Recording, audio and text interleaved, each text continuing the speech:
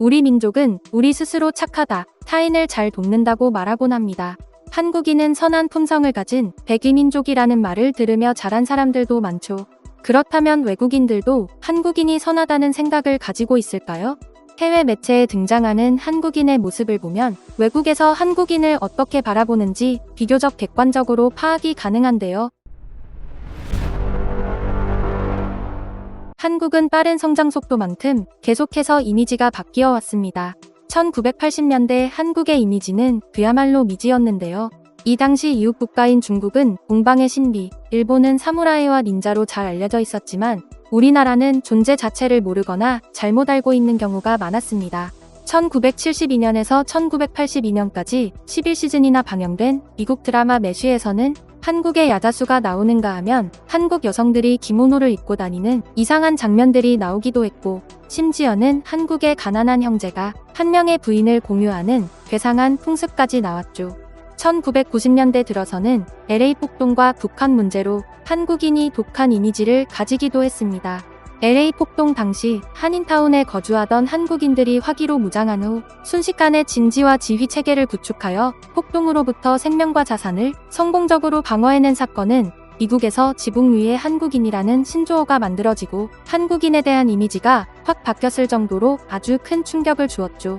또 한국의 징병제가 외국에선 특별하게 보이는지 한국인이 싸움을 잘하거나 총을 잘 다루는 것으로 매체에 노출되기도 했는데요. 그중 북미에서는 한국은 북한이랑 대치하고 있는 놈들이니 진짜 독하겠지? 라는 식의 인식이 있어 한국인들이 총 정도는 그냥 가볍게 다룬다는 인식이 퍼지기도 했습니다. 하지만 이 같은 한국인에 대한 고정관념은 2010년 들어 시작된 K-팝, 한국 드라마, 영화 등의 소프트파워 성장과 삼성, 현대, LG 등의 한국 글로벌 대기업의 성장으로 완전히 바뀌어가기 시작합니다. 외국인들이 직접 실제 한국인을 접할 기회가 늘어나면서 모호하고 추상적이었던 한국인이라는 특성이 점차 구체화되기 시작한 것인데요. 해외 매체에서의 한국인은 패션이나 외모 등이 상당히 세련된 모습으로 묘사되기 시작했으며 특히 컴퓨터 네트워크 등 하이테크 측면에서 최첨단 문화의 일원으로 묘사되고 있습니다. 그 전까지는 아시아를 논할 때 중국과 일본의 존재감이 높았으나 한국도 독자적인 이미지를 갖추었다는 인식이 생겨나면서 해외 드라마, 영화 등 여러 매체에서도 한국인이 자주 등장하고 있기도 하죠.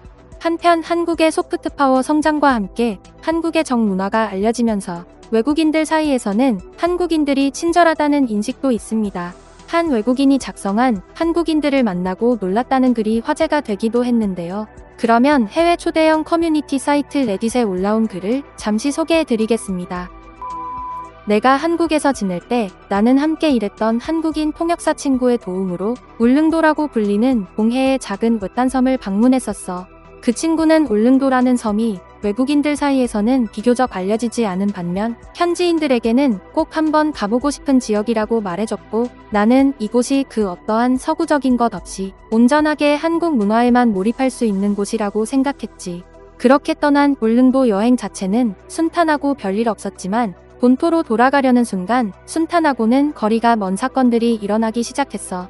지금부터 말하는 게 나는 울릉도에서 3일 동안 즐겁고 신나는 날들을 보낸 후 돌아갈 준비가 되어 있었지. 나는 일어나서 재빨리 가방을 챙기고 체크아웃을 하러 갔어. 그때 호텔 직원이 나에게 날씨가 좋지 않아서 걱정이네요 라고 말했어. 그게 무엇을 의미하는 말인지는 잘 몰랐었지. 그리고 나는 내 짐들을 챙겨서 택시를 타러 내려갔어. 울릉도의 택시는 한국에서 가장 비쌌는데 나는 택시 운전사에게 내 현금의 대부분을 주면서 옆마을의 페리터미널로 가달라고 부탁했지.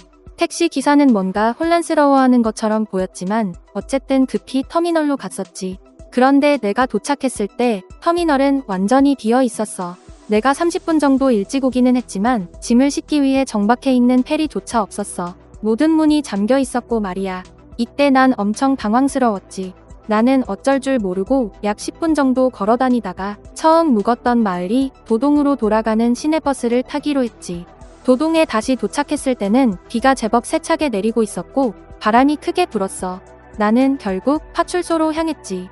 파출소에는 영어를 할 줄 모르는 나이 많은 경찰관 밖에 없었는데 그 경찰관과 10분 동안 대화를 시도하다가 포기하고 내 말을 이해할 수 있는 사람과 대화하기 위해서 한국 관광 한라인에 전화를 걸었어.